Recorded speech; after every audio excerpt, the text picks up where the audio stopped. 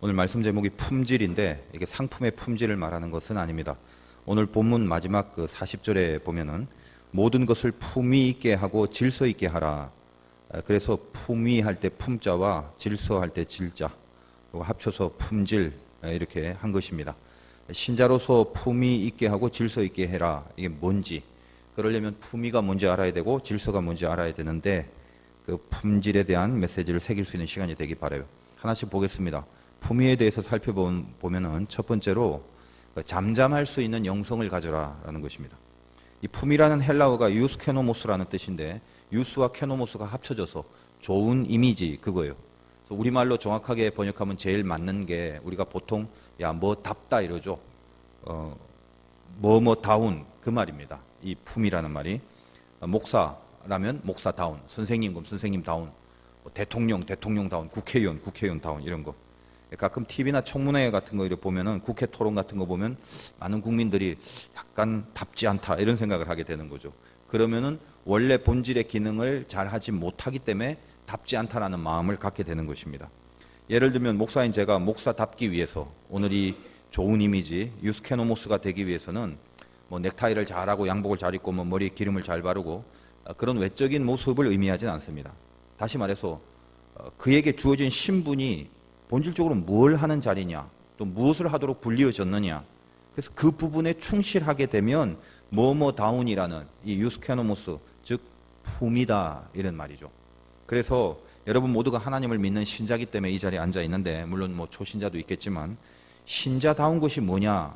신자의 품위를 지키려면 그 신자로 불리어진 그 모습, 그리고 신자로 불리어져서 요구받고 있는 게 뭐냐라는 걸 해내야 비로소 신자로서의 품위가 있다라고 이야기를 할 것 아니겠습니까? 고린도 교회 교인들, 고린도 교회 신자들이 이 품위를 잃어버렸습니다. 신자로서 해야 될 가장 기본적인 자리를 지키지 못했기 때문에 품위가 떨어져 버렸는데, 그렇다면 신자가 뭐냐? 우리 교우들 사이에는 나이도 다르고 성별도 다르고 뭐 생긴 것도 다르고 성격도 다르고 뭐 사회적 지위도 다르고 다 다릅니다. 그럼에도 불구하고 신자는 그 모든 다양성 가운데도 한 가지 통일성이라는 게 있죠. 그거는 두말할 나위도 없이 우리 안에 예수 그리스도가 거하시는 존재로서 지금 서 있는 것입니다. 그게 공통점이죠.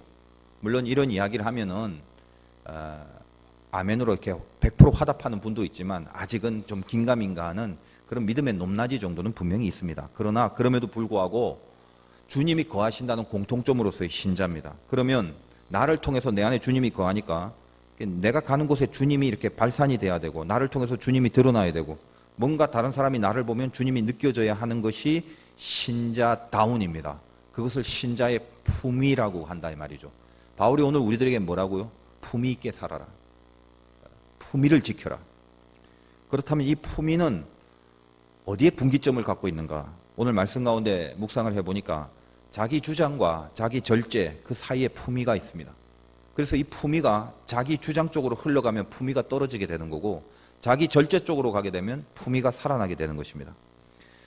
우리가 인생을 살고 특별히 신앙 인생을 살면서 옳고 그른 내용들이 만약 진리에 입각한 영적인 거라면, 하나님이 우리에게 구원에 관하여 주신 그런 진리라면 그것은 목숨을 걸고서 옳은 것을 사수해야 마땅하지만 서로 다른 다양함 속에서 이 진리 외의 것들에 대해서는 그게 옳은 것을 끝까지 주장하든 틀린 것을 끝까지 주장하든 옳고 틀림이 중요한 게 아니라 자기 주장에 너무 치우쳐 있는 모습으로 살아가면 신자의 품위가 지켜질 수 없다라는 이야기를 하는 것입니다. 반대로 그게 옳고 틀린 것을 떠나서 옳은 것이든 틀린 것이든 뭔가 자기 절제가 보여지는 모습에서 신자의 품위와 신자다움이 지켜질 수 있다라는 이야기를 합니다. 오늘 26절을 보겠습니다. 그런즉 형제들아 어찌할까? 너희가 모일 때에 각각 찬송시도 있고 가르치는 말씀도 있고 계시도 있고 방언도 있고 통역함도 있고 참 다양하지 않습니까? 근데 그 다양함이 드러나는 기준이 뭡니까? 방언은 옳고 통역은 뭐 그르고 뭐는 옳고 뭐는 이런 다양함에 대한 옳고 그름을 따지는 게 아니라 26절 마지막에 모든 것을 덕을 세우기 위하여 하라. 덕이 되는지 그거에 근거한 것들을 해라. 이 통일성이라는 게 덕이라는 거죠. 그래서 일단 방언부터 얘기를 하면 우리 지금까지 방언과 예언에 대해서 자세하게 다뤄왔습니다만 27절 보면 만일 누가 방언으로 말하거든 두 사람이나 많아야 세 사람이 차례를 따라하고 한 사람이 통역을 해야 된다. 그리고 통역하는 자가 없으면 교회에서는 잠잠하고, 오늘 이 말씀 가운데 잠잠하라는 게 세 가지가 나오는데 첫 번째 바울의 잠잠하라는 메시지가 이 방언에 대하여 선포되는 것입니다. 자, 방언, 통역이 없다면 그 은사가 다른 사람을 위하여 발휘되는 것이 아니겠죠. 왜냐하면 이해가 안 되고 소통이 안 되는데 혼자 막 크게 기도를 이상한 소리를 내고 하면은 이것은 다른 사람에게 어떤 선한 영향을 끼치고 하나님과의 소통과 이해를 도모하는 것이 아니라 자기 주장의 힘이 강력하게 드러나고 있더라는 것입니다. 사람을 아랑곳하지 않고 어떤 사람에게 좋은 영향력을 끼치고 좋은 영향력을 끼치는 의도와 동기로 발휘하는 은사가 아니라 계속적으로 크게 강력하게 그런 기도를 해버리면 통역도 없이 번역도 없이, 이거는 뭐냐면 은사라기보다는 자기 주장의 에너지만 계속 드러나게 된다. 그럴 때 어떻게 한다? 28절에 만일 통역하는 자가 없으면 교회에서는 첫 번째 잠잠해라, 이렇게 이야기를 합니다. 자기 주장이 있으면 잠잠해라. 그 다음에 29절에 예언도 마찬가지입니다.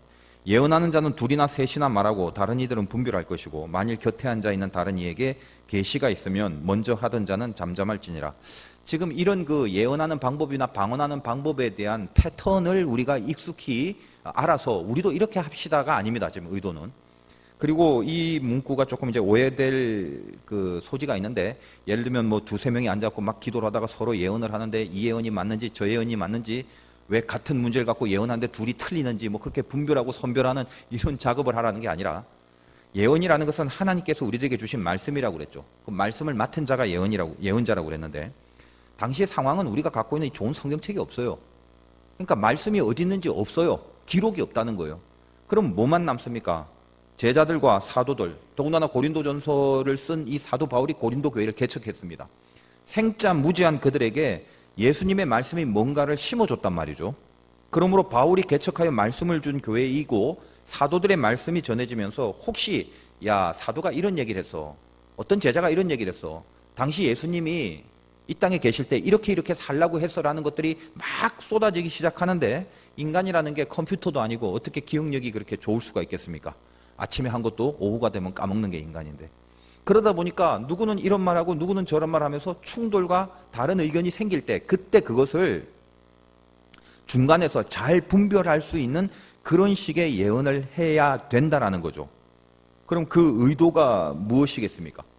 서로 예언을 하는데 만약에 조금 틀리면 그 틀린 대로 계속적인 예언이 난무하게 된다면 이게 맞아 계속 주장하게 되겠죠. 나는 바울파야, 나는 예수 그리스도파야, 나는 아볼로파야, 나는 게바파야. 우리가 앞에서 이 고린도전서의 파당을 다루었지 않습니까? 결국 이것도 뭐예요? 자기 주장의 수단으로 하나님께서 우리에게 주신 말씀의 본래의 기능을 발휘하지 못하고 자기 주장의 수단으로 예언을 삼는다면, 바울은 두 번째로 30절 끝에 잠잠할지니라, 이것도 역시 잠잠하라고 공고를 하고 있습니다. 더군다나 예언은 이게 하나님의 말씀을 받아서 그것을 전하는 자리까지 간 거기 때문에 모든 교인들을, 모든 신자에게 요구하는 하나님의 요구라는 것도 알아야 되겠죠. 그래서 31절에 너희는 다 모든 사람으로 배우게 하고 모든 사람으로 권면을 받게 하기 위하여 하나씩 하나씩 예언할 수 있느니라. 우리가 서로 교회의 참된 모습, 초대교회의 모습은 서로 이야기를 나누고 서로 소통을 하는 핵심적인 스트림이 뭐냐면 하나님의 말씀이어야 된다는 거예요. 그러니까 여러분이 밖에 나가서 전도하고 선교회라는 게 지상 사명으로 개념 속엔 다 갖고 있지 않습니까? 실제로 삶은 그렇게 못 살지만은 그게 무엇입니까? 전도나 선교라는 게 내가 하나님께 들은 말씀, 받은 말씀, 이 예언, 맡겨진 말씀을 전하는 거죠. 그래서 실제로는 우리는 이제 전도할 때 교회 다니세요, 교회 오세요라는 말도 하지만 그게 틀렸다는 게 아니라, 사실은 교회 다니는 게 중요한 게 아니라 예언, 예수 그리스도가 우리의 구세주시고 예수를 믿어야 구원이 있습니다를 전하는 게 이게 참된 본질이겠죠. 이제 그렇게 유도하기 위하여 우리는 교회 오세요, 화도교회 다니세요, 이제 이렇게 하는 겁니다만, 어쨌든지 간에 그 부분에 대해서도 이 예언마저도 자기 주장으로 강력하게 흐를 때는 잠잠해라, 그런 얘기를 합니다. 그리고 세 번째, 잠잠하라는 말이 나오는데 이게 좀 뜬금없어요. 이런 방언과 예언의 얘기를 쭉 하면서 갑자기 34절에 여자는 하면 그 여자 이야기가 나와요.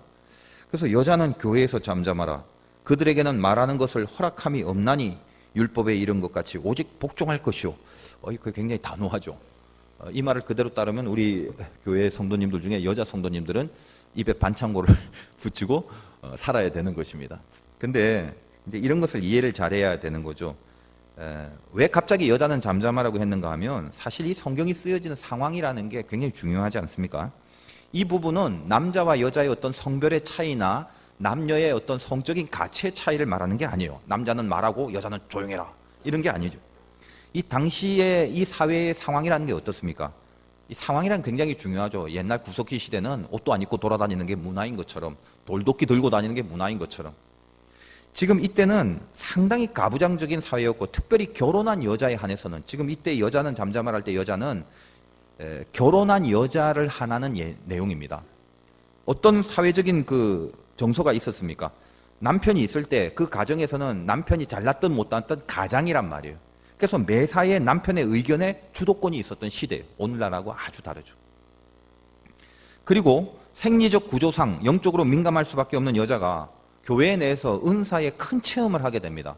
그러니까 실제로 팩트가 뭐예요? 사도 바울이 가만 봤더니 은사를 받아서 그 민감한 여자가 갑자기 강력한 힘이 생기고 에너지가 생기자 절제되지 않은 채 교회 안에 있는 남자들과의 적지 않은 말싸움과 이 은사의 격한 표현들을 통해서 자기 주장이 아주 강력한 색깔로 드러나면서 갈등과 다툼과 분열이 초래되고 있다는 것입니다. 그런 상황 속에 여자들에게 잠잠하라 이렇게 얘기를 하는 거예요. 이해를 잘 하셔야 되죠. 뭐 여자와 남자를 달리 취급해서 교회에서 여자는 조용해야 된다 이건 아닙니다. 어쨌든 오늘 본문에서 잠잠하라고 3번이나 말하는 이 바울의 권면은 핵심이 뭐죠? 따져봤더니 자기 주장의 자세를 버리라는 것입니다. 여러분을 통해서 주님이 드러나게 하는 게 이 유스케노모스, 품위라고 그랬죠. 신자다운 거라고 그랬습니다. 신자의 품위는 자기 주장이 살아있는 한은 절대로 가능하지 않습니다. 신자다운 이 신자의 품위는 자기 절제를 통해서만 가능하게 되는 거예요. 그런데 자기 주장에 치우친 이들을 향하여 너희들의 품위를 지켜라라고 말한 이 바울의 의도를 오늘 우리가 잘 가슴에 새길 필요가 있습니다. 살다 보면 내 주장이 다 맞는 것 같을 때가 있어요. 그리고 실제로 맞을 때도 있어요. 내 주장이 맞고 내 논리가 맞고 내 경험상 이렇게 하는 게 이익과 유익이 되는 게 틀림없다라고 주장할 어떤 타당성을 내가 갖고 있다고 친다 할지라도 세상과 교회, 세상 사람들이 사는 패턴과 신자가 사는 패턴은 차원이 다르죠. 그 부분이 중요하지 않다는 건 아닙니다만 우리에게 요구되는 것은 지금 내가 주장하는 내용이 아무리 맞고 아무리 유익하다 할지라도 중요한 거는 주님이 드러나고 있는가, 주님의 삶이 묻어나오는가, 이걸로 품위를 따지는 거지 내가 주장하는 것에 대한 옳고 그름에 대한 강력이 어느 정도인가에 따라 그 사람의 품위가 있다라고 정하지 않는다는 거예요. 빌립 집사가 있었습니다. 사도행전에. 광야로 인도됩니다. 사람 많은 도시에서 사역을 잘했습니다만 성령의 인도하심에 순종하여 성령이 광야로 가라 하니까 순종하면서 광야로 갑니다. 그런데 이 빌립이 누구냐면요, 대단한 사람이에요. 제가 그냥 말하는 것보다 성경에 근거를 두고 잠깐 제가 스킵을 해서 빌립이 누군지를 먼저 말씀을 드립니다. 사도행전 8장 4절에 들으시면 됩니다. 그 흩어진 사람들이 두루다니며 복음의 말씀을 전할 때 빌립이 사마리아 성에 내려가 그리스도를 백성에게 전파하는데 무리가 빌립의 말도 듣고 행하는 표적도 보고 한 마음으로 그가 하는 말을 따르더라. 설교를 아주 잘했어요. 감동을 줍니다. 많은 사람들이 그를 따라요. 많은 사람에게 붙었던 더러운 귀신들이 크게 소리를 지르고 나가고 또 많은 중풍병자와 못 걷는 사람이 나으니 성에 큰 기쁨이 있더라. 치유와 능력들이 행해 나옵니다. 이 빌립이 그 정도의 파워가 있었어요. 정말 귀하게 쓰임받는 그런 하나님의 사람이죠.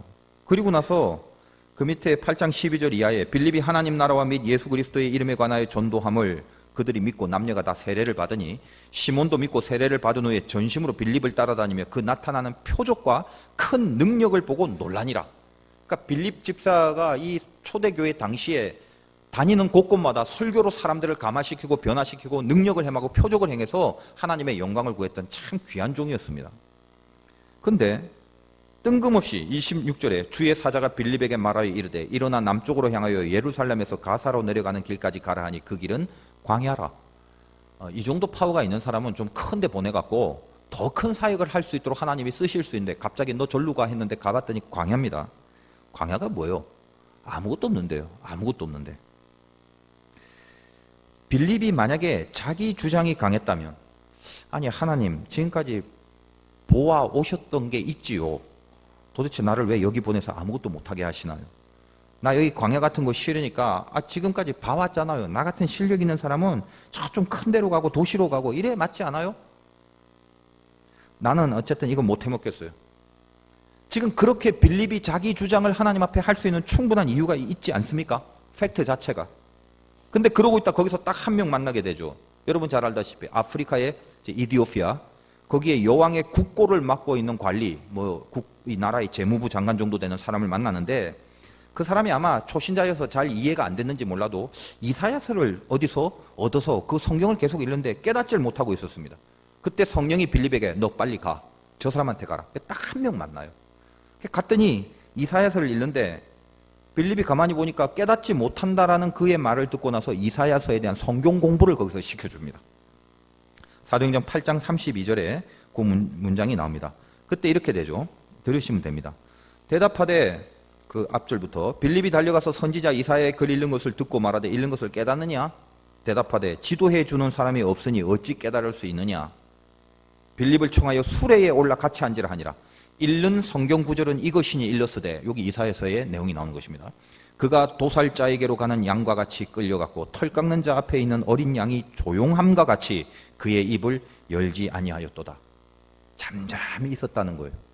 그가 굴욕을 당했을 때 공정한 재판도 받지 못하였으니 누가 그의 세대를 말하리요? 그의 생명이 땅에서 빼앗김이로다. 이 이사야서를 읽고 이 관리가 묻는 거예요. 도대체 이분이 누구길래 이렇게 잠잠히 끌려가서 이 정당한 사람이 억울해하지도 않고 입을 열지 않고 그 죽임을 그대로 당하냐? 그렇게 물어보는 거예요. 그때 빌립이 35절에 빌립이 입을 열어 이 글에서 시작하여 예수를 가르쳐 복음을 전하니, 그분 예수님이다. 그 복음을 전해주는 것입니다. 이 사건은 아프리카라는 이 거대한 대륙에 복음이 전해지는 시발점이 되는 엄청난 의미가 있는 사건이죠. 저는 개인적으로 성경에 이제 쓰여져 있지는 않습니다만, 이 사건이 하나님이 빌립을 이용해서 아프리카 대륙을 복음화시키는 깊고 깊은 섭리가 있었다라는 그 놀라운 사실과 더불어, 성경에는 안 쓰여져 있습니다만 제 속에 드는 그 하나님의 영감이 그런 게 있어요. 이거는 빌립이 했던 사역도 중요하지만 빌립 자신에게 주시는 하나님의 메시지가 훨씬 더 큰 것이라는 생각을 하게 됩니다. 빌립은 자기 주장이 너무나도 타당하고 정당할 수 있는 사람이었죠. 시중에 그냥 보통 사람이나 우리들처럼 출중한 실력이나 자격이나 이런 것도 없으면서 자기 주장만 강한 인생을 살 수 있는 사람이 굉장히 많은데, 그는 그게 아니라 진짜 탁월하고 진짜 출중한 실력과 자격과 명분이 되는데도 자기 주장이 아닌 하나님의 성령의 인도하심을 통한 자기 절제를 통해서 진짜 주님을, 원래 알고 있던 주님을 다시 확인을 하게 되는 거예요. 내가 이 주님에 대하여 가르쳐주고 있지만 이 주님이 누구냐 했을 때 도살자에로 가는 양과 같이 끌려갔고 털 깎는 자 앞에 있는 어린 양이 조용함과 같이 그의 입을 열지 않았다. 이게 주님이었구나. 진짜 주님, 진짜 예수를 다시 만나게 하시는 하나님의 크신 은혜가 빌립에게 임했던 사건이라고 생각합니다. 빌립은 그전까지 어떻게 했을까요? 자기 주장으로 강력한 사역, 설교를 통하여, 치유를 통하여, 표적과 능력을 통해서 강력한 자기 주장의 사역을 하다가 이 광야에서 자기 절제를 훈련하여 진짜 제자의 품위, 제자다움이 뭔지, 정말 거기서 잠잠케 하시는 어린 양의 주님의 모습이 드러나는 것이 뭔가를 경험합니다. 이것이 빌립에게 내린 하나님의 크신 섭리라고 생각을 해요. 저나 여러분이 교회 안에서 혹은 직장에서, 사회에서 세상 사람들과 달라야 하는 부분이 분명히 있어야 되지 않습니까? 이 세상 사람들은 못 견뎌 하는 게 있죠. 그게 뭐냐? 자기 바람대로 되지 않으면 견디질 못해요. 그리고 시대가 점점 더 그렇게 되었습니다. 우리 예전에 좀 못 살고 가난했던 시절은 자기 바람이라는 것을 감히 이룰 만한 여건이 안 되다 보니까 우리 윗분들, 어르신들 얼마나 많은 인내와 참아냄이 있었습니까? 지금 수십 년 전, 불과 얼마 안 되는 그 한 10여 년 전만 거슬러 올라가도 어떻게 그렇게 했을까? 어떻게 그렇게 살았을까? 그런 생각을 많이 하게 되는 거죠. 우리는 너무나 빨리 성장을 해버렸고, 빨리 성장하는 만큼 우리 안에 있는 내공이 받쳐주지를 못하는 과도기에 우리 민족이 있다고 생각합니다. 어쨌든 이 시대는 이제 어떻게 되냐? 너무 빨라졌어요. 그렇게 견디질 못해요. 그래서요, 조금만 수틀려 버리면 그걸 기다리거나 참아내질 못하게 됩니다. 이 시대의 흐름이 그래요. 우리 각자가 하나님과의 관계 속에 품위도 있습니다. 이 세상과의 사람 사이에도 품위도 있지만 다시 좀 방향을 돌이켜서 그렇다면 내 안에 하나님과 사이에서의 품위라는 건 어떤가? 이것도 한번 생각해 볼 필요가 있는 거죠. 사람들 사이에서 자기 절제를 지켜낼 것이 신자다운 품위인 건 맞지만 그거 외에 내 스스로 자신이 나와 하나님 사이에서도 지켜내야 될 어떤 품위의 덕목이 있을 것인데 그것도 굉장히 중요하겠죠. 이 메시지를 통하여 우리들에게 하나님이 가르쳐 주시는 건 이겁니다. 신앙이 뭔 줄 아냐? 신앙은 하나님 앞에서 잠잠할 수 있는 것이다. 그 얘기를 하는 거예요. 이스라엘 백성들이 홍해바다 앞에 서 있습니다. 애굽의 군사들이 뒤에서 쳐들어옵니다. 진퇴양난입니다. 그때 그 이스라엘 백성들의 주장이 무엇이었습니까? 자기의 주장이 어떤 거였어요? 우리를 왜 여기까지 데리고 나와서 여기서 죽게 하냐 그거예요. 성경 표현에 보면 저 애굽에 매장지가 없느냐? 차라리 거기서 잘 먹고 잘 살고 그냥 거기서 죽어버리면 될 거를 그 넓은 땅에서. 그런데 여기까지 끌고 나와서 뭐 더 좋은 거 준다라고 꼬드기더니 당장 지금 여기서 다 죽게 만드냐? 이런 이야기를 이스라엘 백성들이 홍해 앞에서 하는 것입니다. 전부 다 어떤 거예요? 자기 주장이죠. 자기 주장의 원성이 하늘을 향해 찌를 듯하게 자기 주장의 원성이 올라갑니다. 그때 모세가 뭐라고 하죠? 가만히 서서 여호와께서 오늘 너희를 위하여 행하시는 구원을 보라. 여호와께서 너희를 위하여 싸우시리니 너희는 가만히 있을지니라. 그리고 바다를 갈라버립니다.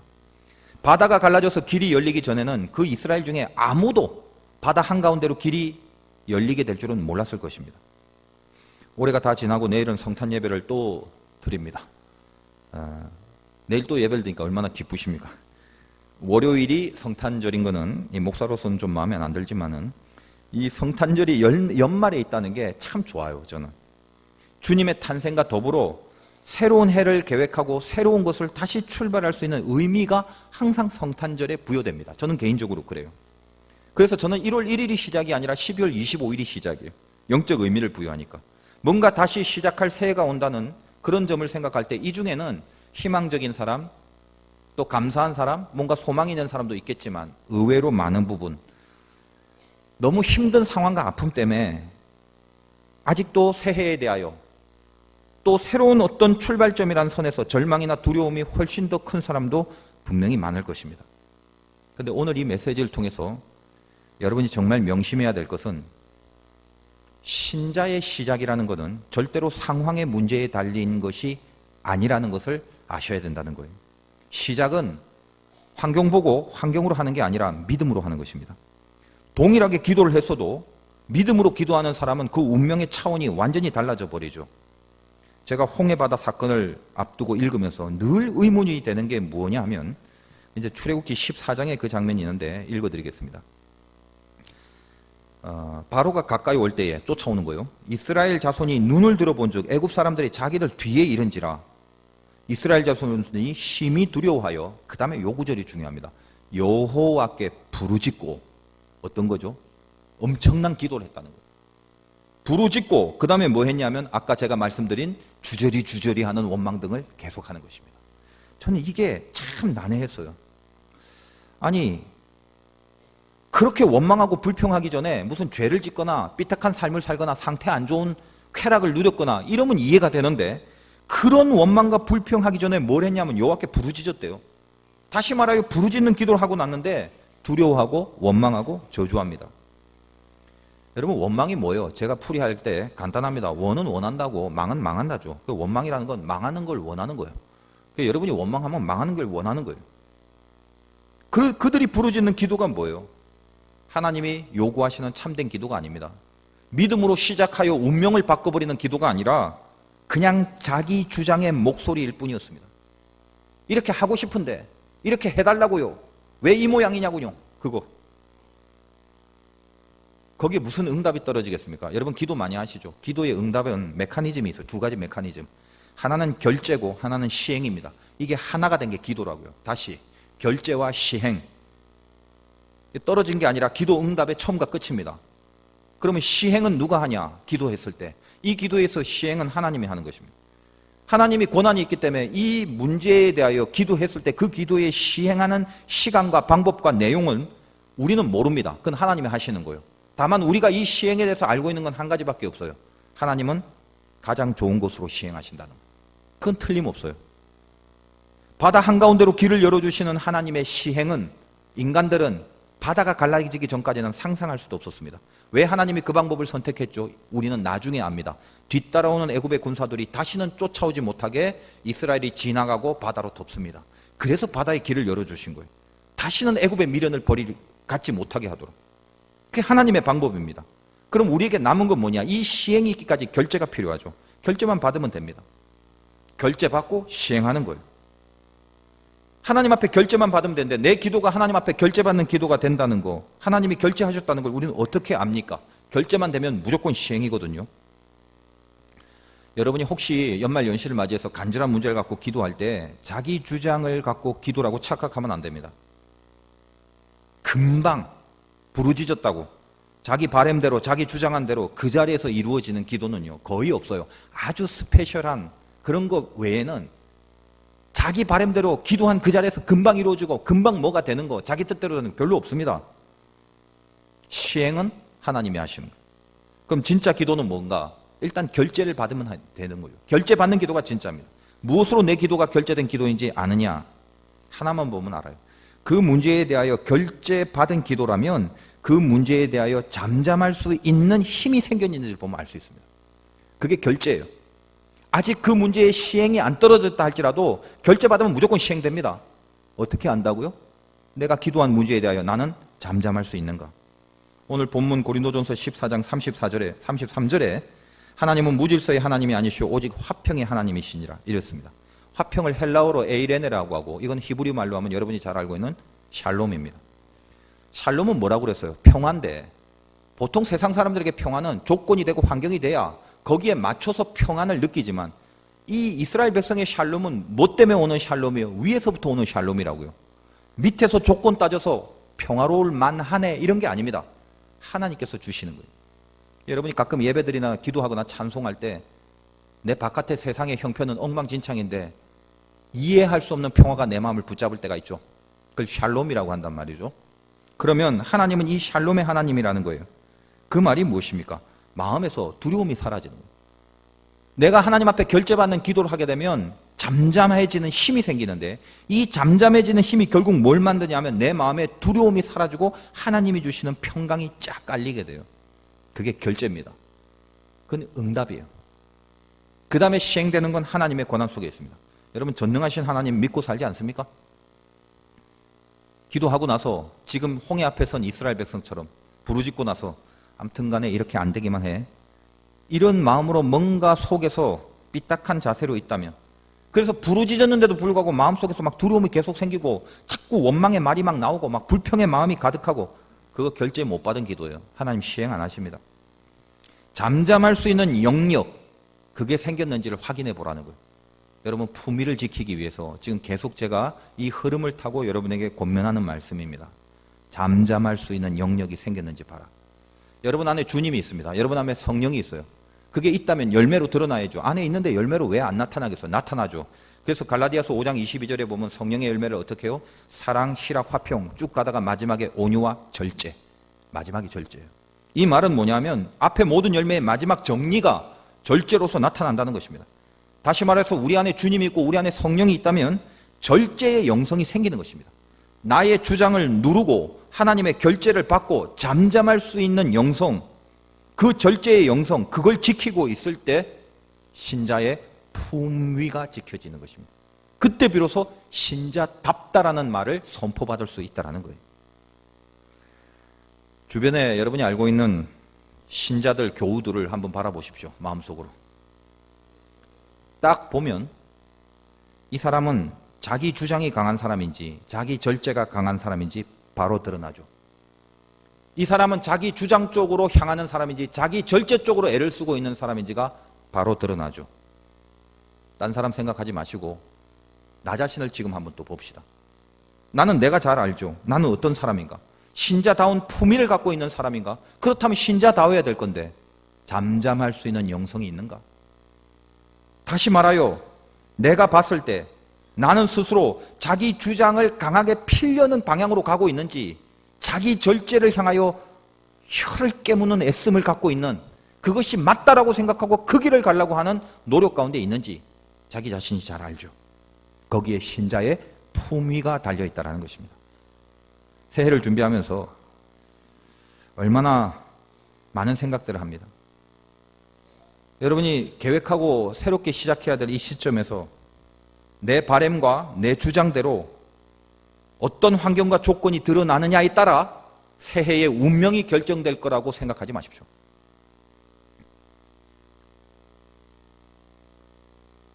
괜찮습니다. 여러분이 걸 수 있는 운명은 지금 내 눈앞에 보이는 혹은 내 뜻대로 펼쳐지지 않는 그런 환경과 조건, 이것이 우리의 운명을 결정짓지 않습니다. 괜찮아요.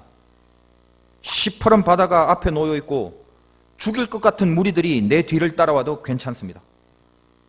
그런 것들이 신자의 길과 운명을 좌우할 수 없습니다. 하나님 보셨죠? 어떻게 시행하는지. 중요한 게 뭡니까?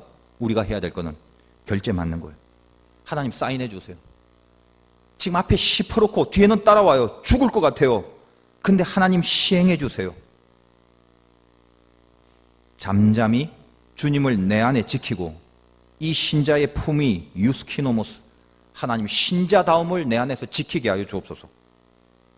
여러분이 이 말씀을 듣고 저와 여러분에게 주께서 하시는 말씀을 명심하십시오.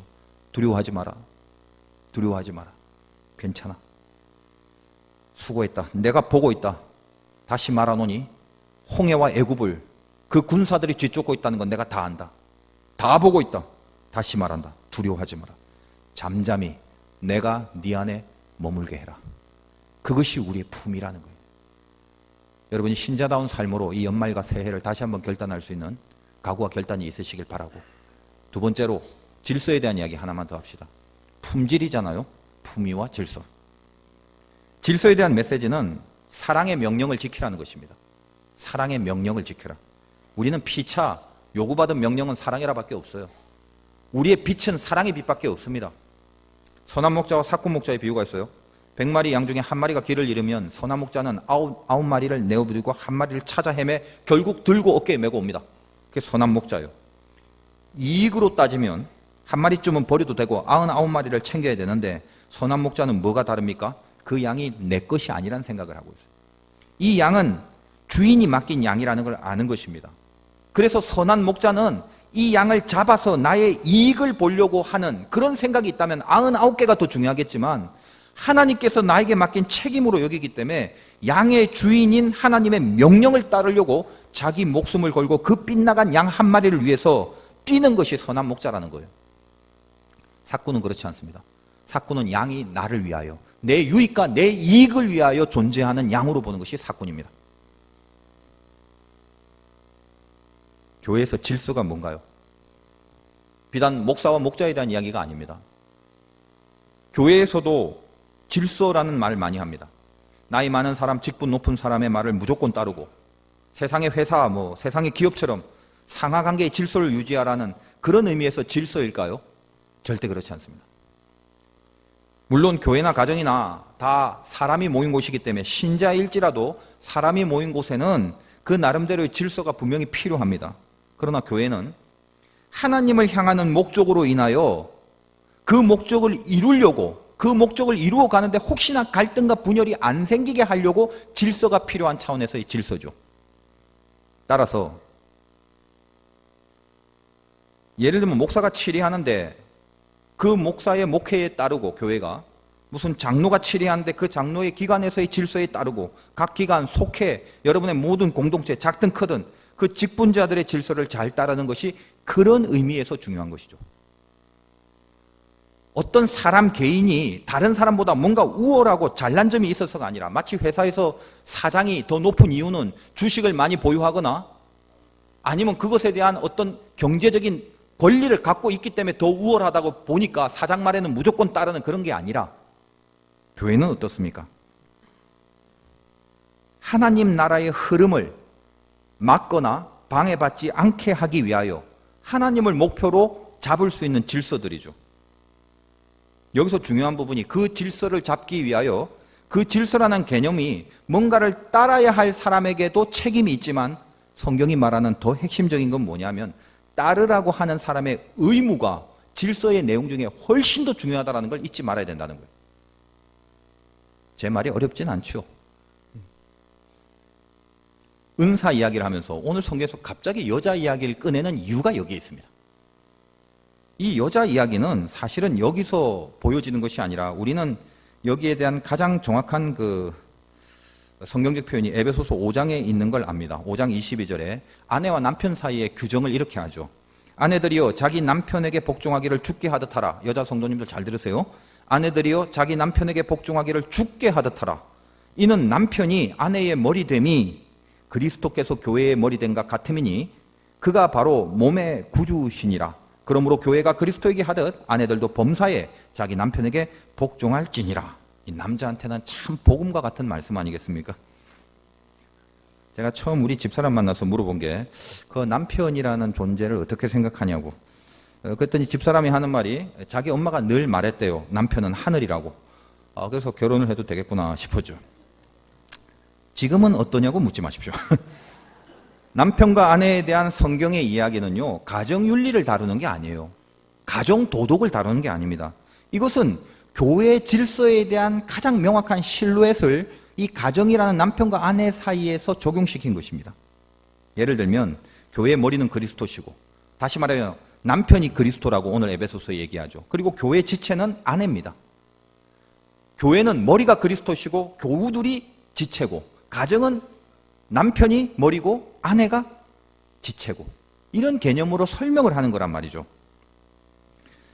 여러분들이 예를 들면 목사인 제가 어떤 얘기를 했을 때 순종해야 된다라고 합니다.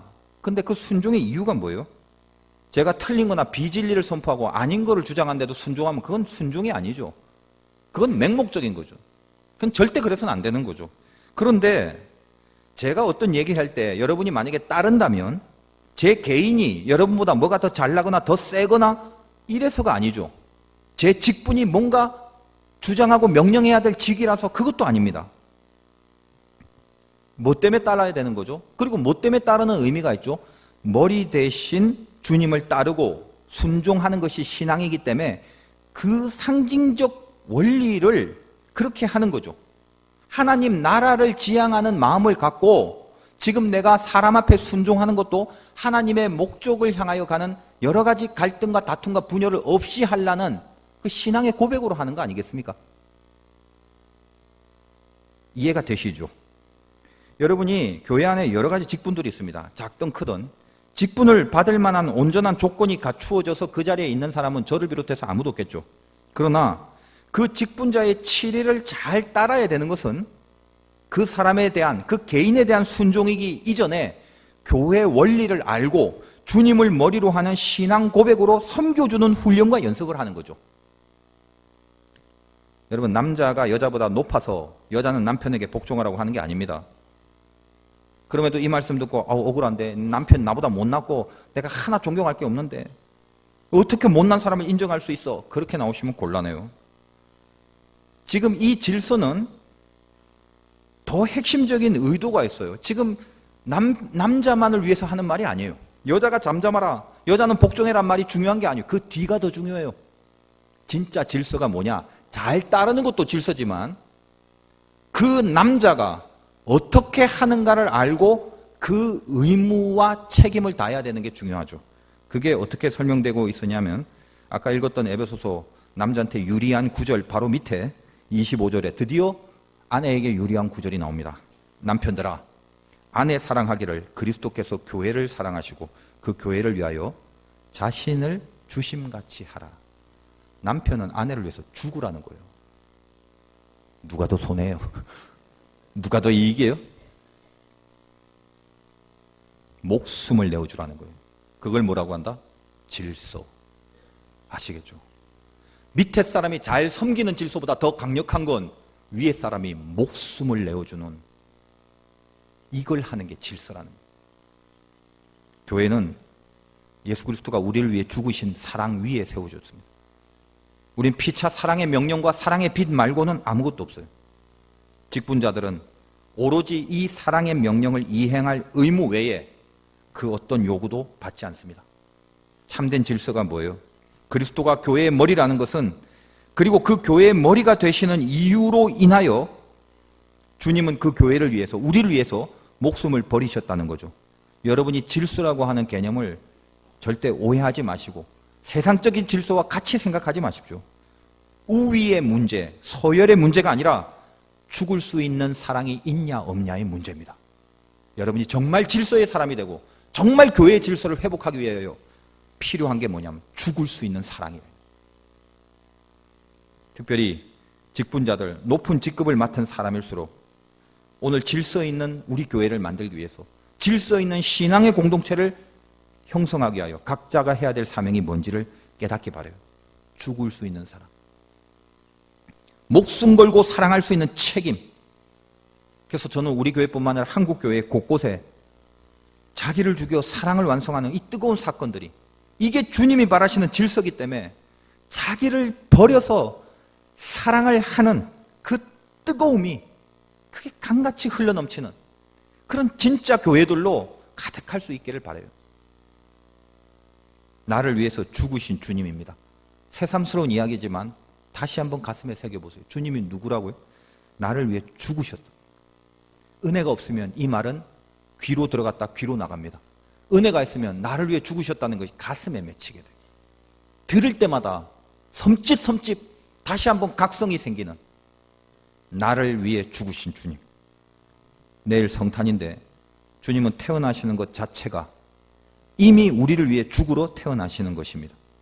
그 사랑이 지금 성탄 전야 이 주일에 우리의 머리 위에 뜨겁게 흐릅니다. 나를 위해 죽으신 주님이, 나를 위해 죽으신 그 주님이 나에게 하신 말씀, 그걸 내가 따르고 순종하지 않는다면 우리가 정말 은혜를 덧입은 사람이 맞겠습니까? 김 집사야, 김 권사야, 김 장로야, 김 목사야, 내가 너를 사랑한다. 너를 위해서라면 얼마든지 내가 대신 아프고, 내가 대신 찔리고, 내가 대신 매맞고, 내가 대신 못 박혀 죽을 수 있단다. 내가 너 그렇게 사랑한다. 내가 싫어하는 거 그거 하나 끊을 수 없겠니? 내가 너 그렇게 사랑하는데 내가 싫어하는 그거 하나 버릴 수 없겠니? 그 사람 한번 용서하고 그 사람 한번 품어줄 수 없겠니? 그 사람 한번 축복해 줄 수 없겠니? 한 번이라도? 너 손해 한번 보고 네 자존심 한번 삭히고 그 사람 한번 섬겨줄 수 없겠니? 그런 말 좀 안 할 수 없겠니? 그런 행동 좀 안 할 수 없겠니? 그런 곳에 좀 안 가면 안 되겠니? 이러면 안 되는데, 이래서는 안 되는데, 그러면서도 아직도 탐욕과 죄성에서 헤어나오지 못하고 있다면 이제 과감히 박차고, 하나님, 저는 아무리 봐도 세상보다 하나님 더 사랑해요. 눈물로 외치면서 일어나 줄 수 없겠니? 나는 내일도, 크리스마스인데 내일도 너를 위해 죽을 수 있는 사랑으로 이 땅에 내려올 것이란다. 저와 여러분의 영적인 품질이 바뀔 수 있는 연말이 되시기를 주님의 이름으로 축원드립니다.